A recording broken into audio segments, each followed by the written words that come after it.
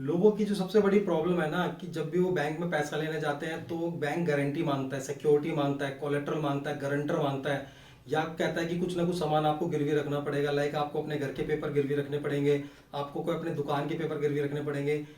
भारत सरकार ने इन सभी समस्याओं का एक बहुत अच्छा समाधान निकाला है, दैट इज मुद्रा लोन। मुद्रा लोन के अंतर्गत आप जब भी बैंक में पैसा लेने जाते हो तो आपसे बैंक कभी भी किसी गारंटी की मांग नहीं करेगा, कोई गारंटर नहीं मांगेगा, ना ही कुछ सामान आपको गिरवी रखने के लिए बोलेगा।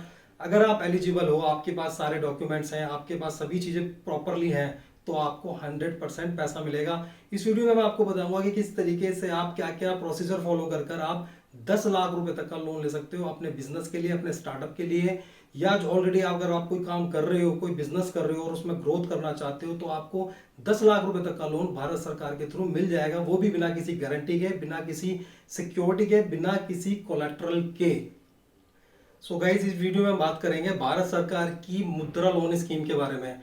अगर आप कोई बिजनेस रन करते हो या कोई आप नया स्टार्टअप करना चाहते हो और उसके लिए आपको फंडिंग चाहिए, आपको पैसा चाहिए और आपके पास पैसा नहीं है, तो किस तरीके से गवर्नमेंट आपकी हेल्प करने को तैयार है, उसी चीज से रिलेटेड मैं आपको सारी इंफॉर्मेशन दूंगा इस वीडियो के अंदर। वीडियो को लाइक एंड सब्सक्राइब जरूर कर लेना। सो गाइज, अगर आप कोई अपना कोई नया स्टार्टअप करना चाहते हो या आप अपना कोई अभी बिजनेस चला रहे हो और आप उसे ग्रोथ करना चाहते हो उस बिजनेस की, आप तो उसके लिए आपको पैसा चाहिए ही चाहिए। डेफिनेटली बिना पैसे के ग्रोथ हो भी नहीं पाएगी। तो भारत सरकार चाहती है सभी लोग अपने उद्योग धंधों को, बिजनेस को, स्टार्टअप्स को आगे बढ़ाएं और लोगों को एम्प्लॉयमेंट दें, राइट, रोजगार दें लोगों को, रोजगार जिससे कि रोजगार जनरेट होगा। अगर मैं बात करूं भारत सरकार की जो स्कीम है मुद्रा लोन, गाइस, भारत सरकार चाहती है कि अगर आप अपना कोई बिजनेस चला रहे हो या कोई आपके माइंड में कोई आइडिया है, आप कोई अपना बिजनेस स्टार्ट करना चाहते हो, कोई नया स्टार्टअप लेकर आना चाहते हो और आपके पास अगर पैसों की जरूरत है, आपको है और आपके पास पैसा नहीं है, तो भारत सरकार ने एक बहुत ही अच्छा कदम बढ़ाया है ताकि आप लोग दूसरे लोगों को भी रोजगार दे सको। जब आप अपना काम धंधा लगाओगे, कोई बिजनेस लगाओगे, बिजनेस सेटअप लगाओगे, तो आपको भी रोजगार मिलेगा और आप दूसरे लोगों को भी रोजगार दे पाओगे। तो इसके लिए भारत सरकार ने बहुत ही अच्छा कदम लिया है, दैट इज कॉल्ड मुद्रा लोन। अगर आपको पैसों की जरूरत है, आपको फंडिंग चाहिए ताकि आप अपने बिजनेस को ग्रोथ कर सकें या कोई नया स्टार्टअप लेकर आ सके, तो उसमें क्या करना होगा, आपको इस स्कीम के तहत आपको बैंक में जाकर अप्लाई करना होगा। तो मैं आपको बता देता हूँ, ये मुद्रा लोन जो स्कीम है, इसको 3 पार्ट के अंदर डिवाइड किया गया है। सबसे पहला जो इसका पार्ट है वो है शिशु, सेकंड वाला है इसका किशोर और थर्ड ऑप्शन है इसका तरुण। शिशु लोन के अंतर्गत आप क्या कर सकते हो, जस्ट लाइक कि आप छोटे स्केल पर कोई काम कर रहे हो या स्टार्ट करना चाहते हो, आपको ज्यादा नहीं, सिर्फ 50-1 हजार रुपए तक की जरूरत है, तो आप किसी बैंक में जाकर, जो भी सरकारी बैंक है उसमें जाने के बाद आप बोल सकते हो कि मुझे शिशु लोन के अंतर्गत लोन चाहिए 50,000 रुपए तक का।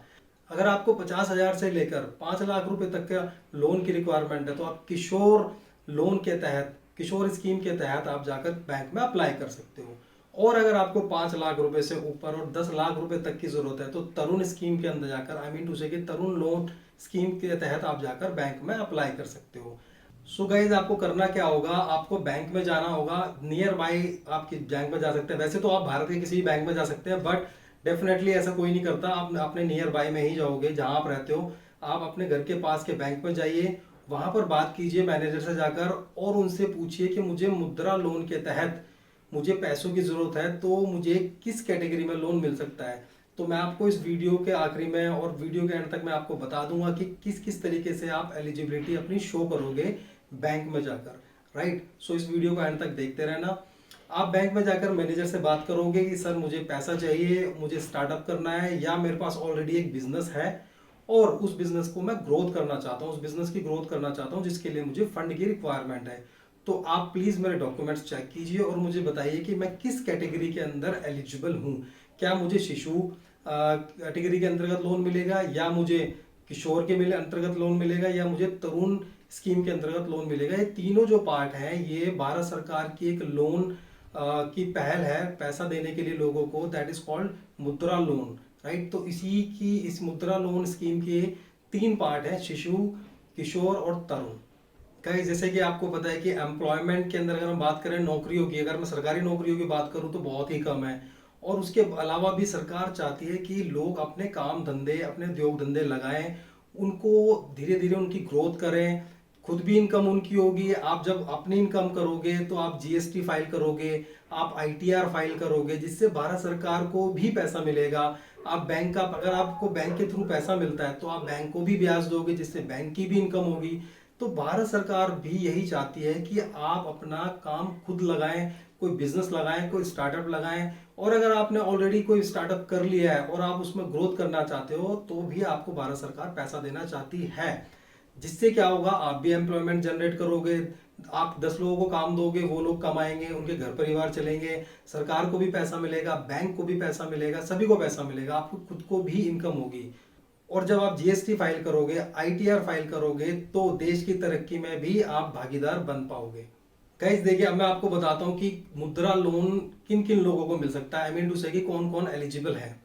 देखो, अगर आप ऑलरेडी कोई अगर आप काम कर रहे हो, राइट, या आप कोई नया स्टार्टअप लगाना चाहते हो, तो आपके पास है ना एक प्रोजेक्ट रिपोर्ट होनी चाहिए जिसके अंदर आप अपनी पूरी काम की कंप्लीटली डिटेल्स दोगे।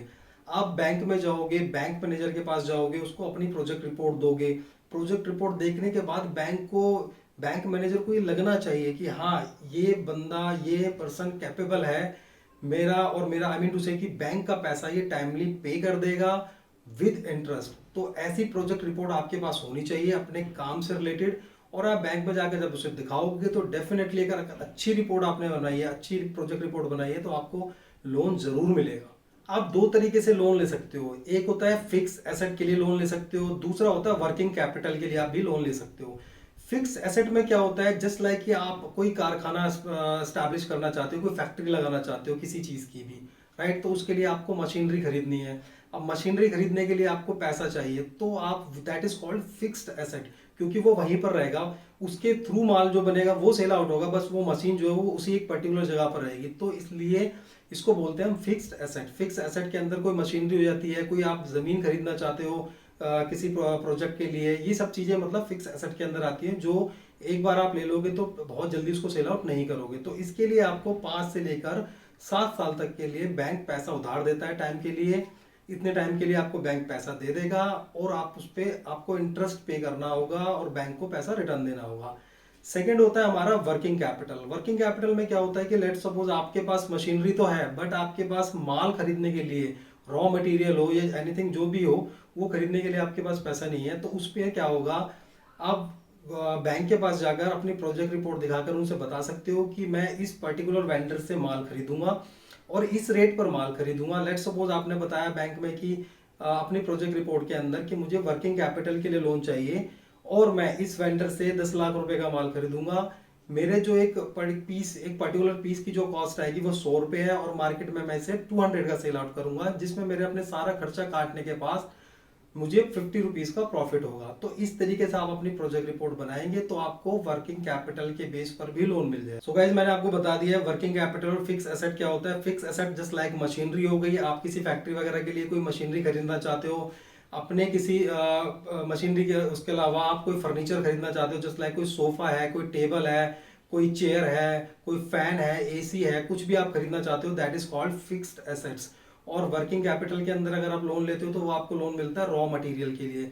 जस्ट लाइक कि आपके पास एक फैक्ट्री है, आप कोई रॉ मटेरियल खरीदना चाहते हो, आप उसके अंदर आप बताओगे बैंक को कि मैं कहाँ से खरीदूंगा, किस रेट पे खरीदूंगा, परचेजिंग कॉस्ट क्या होगी, सेलिंग कॉस्ट क्या होगी मेरी, और मेरा नेट प्रॉफिट क्या होगा, ग्रॉस मार्जिन क्या होगा। तो ये सब चीजें आपको उसके अंदर पता लग जाती है। और ये आपको क्या क्या डिफरेंस है वो भी मैंने आपको फिक्स्ड एसेट और वर्किंग कैपिटल में क्या डिफरेंस है वो मैंने आपको बता दी। सो गाइज, आप फिक्स्ड एसेट के लिए भी लोन ले सकते हो और वर्किंग कैपिटल के लिए भी लोन ले सकते हो। और एक चीज और कि आप दोनों चीजों के लिए भी लोन ले सकते हो।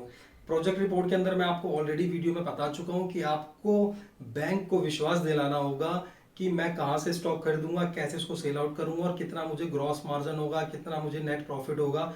यकीन मानना फ्रेंड्स कि अगर आपने बैंक को अगर आप ये यकीन दिला देते हो कि आप बैंक का पैसा बिल्कुल सेफली रिटर्न करोगे विद इंटरेस्ट, तो आपको डेफिनेटली बैंक आपको लोन देगा। क्योंकि आप ये मानकर चलो, बैंक को भी ऐसे लोग चाहिए जिन्हें वो लोन दे सके, क्योंकि बैंक का काम ही यही है। बैंक की जो मेन कमाई है, जो इनकम सोर्स है, वो इसी से होती है जब वो लोन वगैरह प्रोवाइड कराते हैं।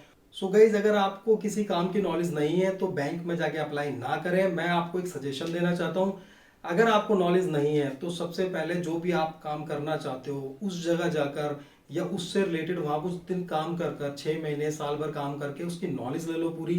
नॉलेज लेने के बाद अपना कोई भी एक नया सेटअप, नया कोई स्टार्टअप स्टार्ट करो।